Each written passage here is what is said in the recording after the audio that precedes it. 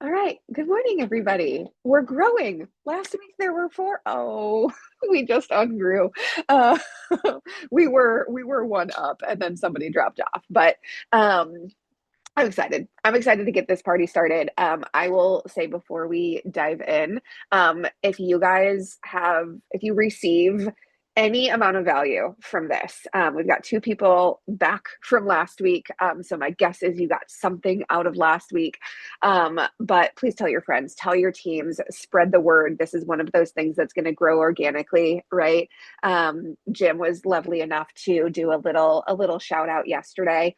And I know obviously the weekend warrior crowd is a little bit smaller than the Monday through Friday crowd. But help spread the word if you get some value out of this today. So today I have an analogy. I think my brain works a lot like Jim's, and like I see analogies for like business and life all over the place. And I was having a really beautiful conversation with my running buddy Mora, who would be here today, but she is running an appointment and writing apps, doing the thing. So can't fault her for that. But we talk pretty much every single day. We both ended up having therapy at the same time yesterday, and we were just having like a really juicy day of conversation. And she was talking about something, and I honestly thought about just playing my message back to her because it was exactly 15 minutes. Don't get on Boxer with me, y'all, if you don't want some long, some long channeled messages. But I think honestly, it was an opportunity of what I was sharing with her was something that I actually needed to hear. And I was connecting some dots. So I wanted to share it because I think it was powerful for me and it was powerful for her. So I'm hoping that there's some value in it for you guys as well. But the conversation started by talking about these extremes, right? We have these extreme examples and mindsets that we can kind of subscribe to or step into, right? So we have the like grind as hard as you can grind until you get to where you want to go, right? Put your head down, work, sacrifice. Um it's it's uh it's the very masculine, and I don't say that in with any judgment to it. No right, no wrong, no good, no nor or bad. We all have seasons, regardless of if we are male or female, wherever we identify on the spectrum.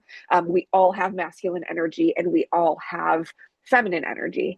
And so there is this one extreme, right, which is the very masculine, right? Put your head down and work and don't worry about your feelings and just do what you got to do and grind and grind and grind.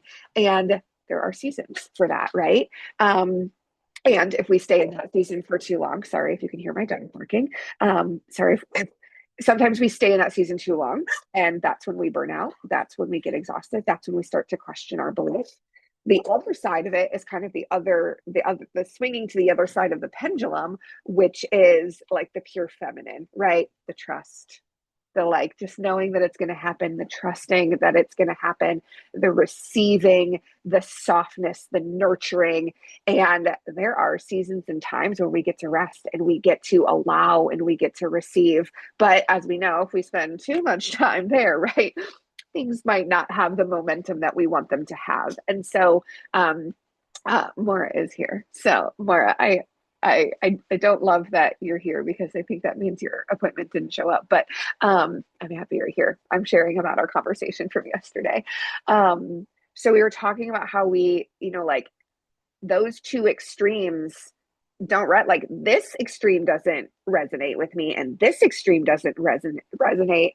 And as Maura was sharing with me, I had this like very strong visual, and it was a highway. And I want to ask you guys this question: when you drive, like physically drive, when you actually drive, not in a metaphor in a metaphoric way, but like when you're actually driving on the highway, I want you to put in the chat, what lane do you typically drive in? Are you typically in the fast lane? Are you typically in the slow lane? Or are you typically in a middle lane?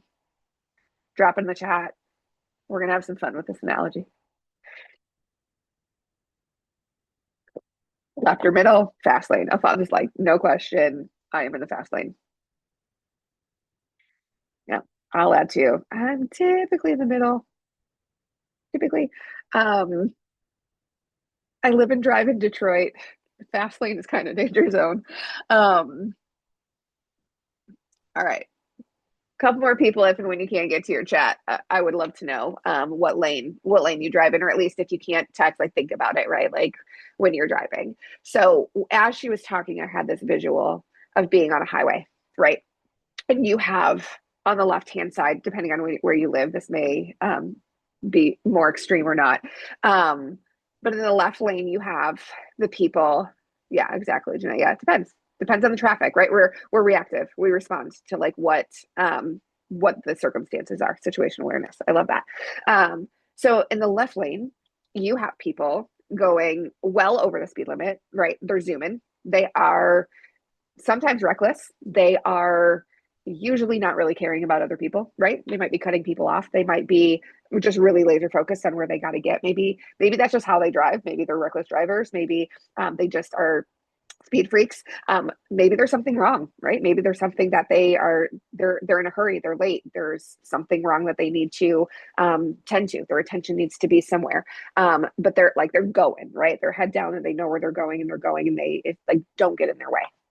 And then on the other side, we have the slow lane where it was funny after I mentioned this, I actually had this experience where there was somebody in the slow lane driving way too slow, like, like dangerously slow for the highway.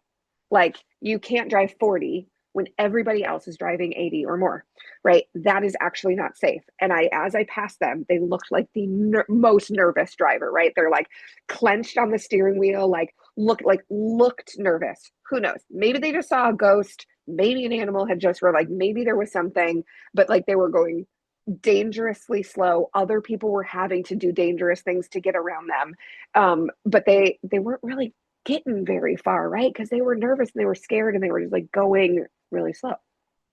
So what I always come back to, you guys will hear me talk about this a lot, is this concept of neutrality. And I think another way of talking about neutrality is like the emotional stability that Jim talks about and that we hear about a lot, is this like emotional stability. And I think emotional stability is like, that for me was a tougher concept to wrap my head around, of like, wait, I'm a very emotional being, very in tune with my emotions. So this idea of emotional stability, um, it feels really unnatural for me, but something that I've subscribed to, something that I like live my life by, and I'm not perfect, Maura knows this, um, is the idea of neutrality. And in neutrality, it's almost like, I picture it like the middle lane. And in this middle lane, right, where we are not in a hurry, we're not being reckless, we also are not giving in to our fear or our anxiety, and we're not slowing down because of that fear. Um, but we're also not pushing ourselves to, you know, to an extreme. And this goes, obviously, I'm sure you guys can see, like in business, we get to pick what lane we want to be in. And the middle lane feels like the neutral lane for me. It's the lane where we're not getting caught up, right? People can pass us real fast on the left and it doesn't phase us, right? We can be passing people on our right and it's not phasing us, right? We're not getting emotionally invested. We're being consistent. We're being stable. We're kind of being in this lane. And this is like, this is kind of two ideas kind of merging together, but this concept of neutrality or emotional stability, you guys, I have for weeks been ramping myself up and like literally like having, so I have days, my schedule, I only work a couple of days, and in those days I typically have long hour blocks that I have to get things done. And when I've got a 10-hour day, I will spend 2 days like getting ready, I get prepared, I get all like jazzed up, and I'm like, I got to be productive and I got to do this many dials and it's going to be amazing, I'm going to do this and I'm going to book all these, and I like ramp myself up and then I freeze. And then I like find myself where I'm like, oh my gosh, like I just ramped this up. I was supposed to have this amazing day. And now the day is here. And I feel like I can't move. I feel like I can't do anything.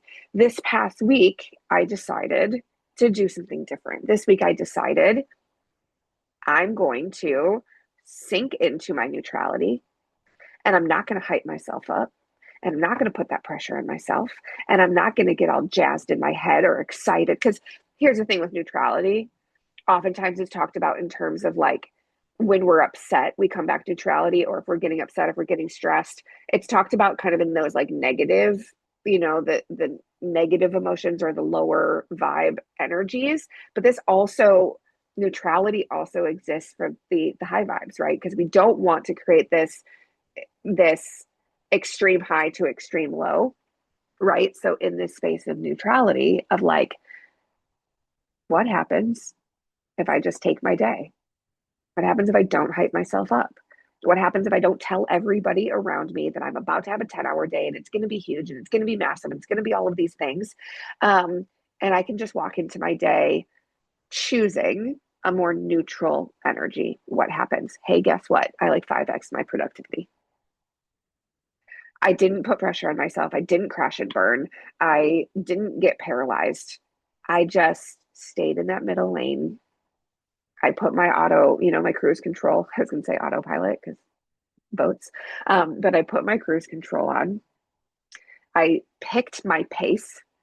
I decided what I was going to do. And when those like moments, those spikes kind of came up, I saw them, I thanked them, and I just chose. I kept coming back to choosing the space of neutrality.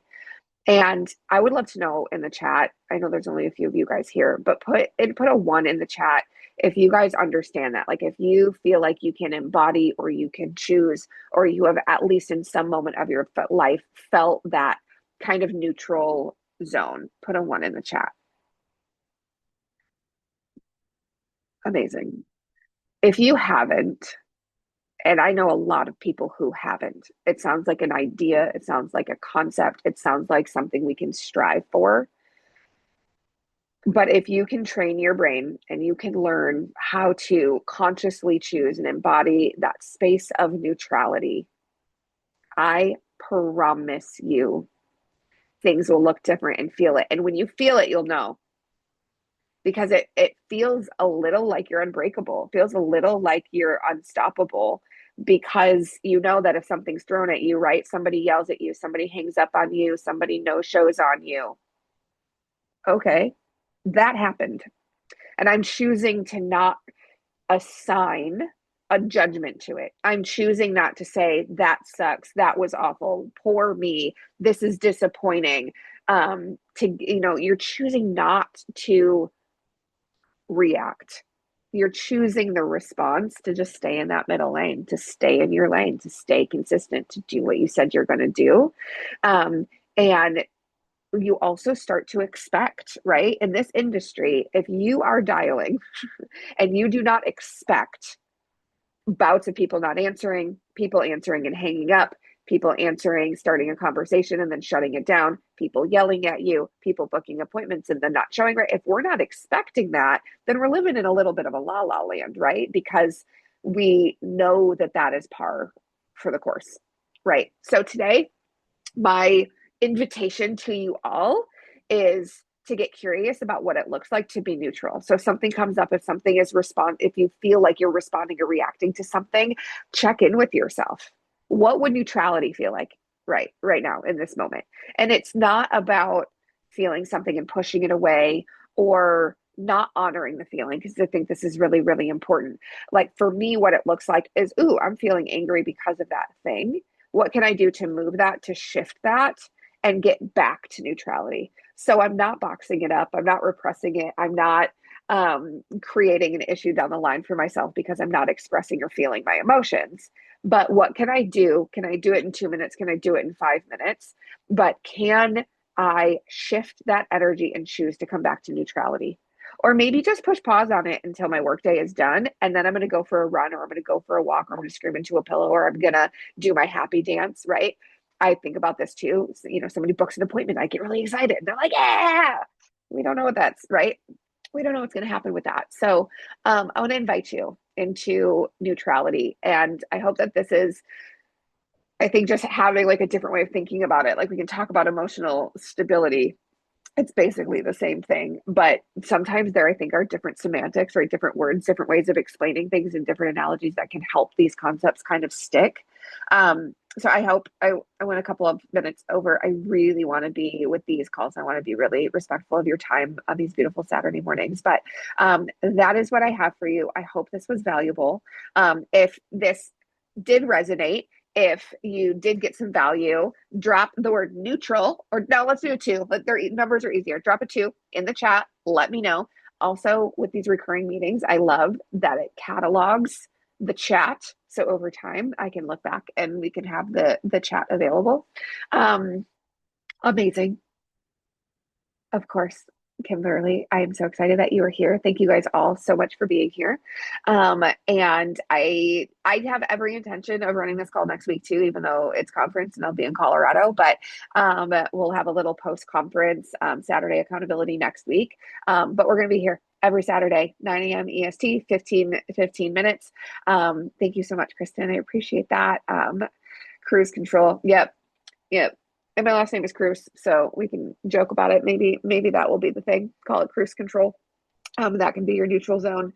But always want to chat with you guys too. So if there was a takeaway from this, or if there was something, or if you have a moment today where you're like, ooh, I like noticed this thing and I got to choose differently, I would love to hear about it. It's always fun to see kind of how these things start to play out and implement into the world. But I will let you guys get to your Saturday. Happy dialing. Go get them apps. Let's all be weekend warriors this weekend. I'm so grateful for you guys being here. And if you're going to conference, I will see you there. If not, I will see you next Saturday at 9 a.m. Happy Saturday.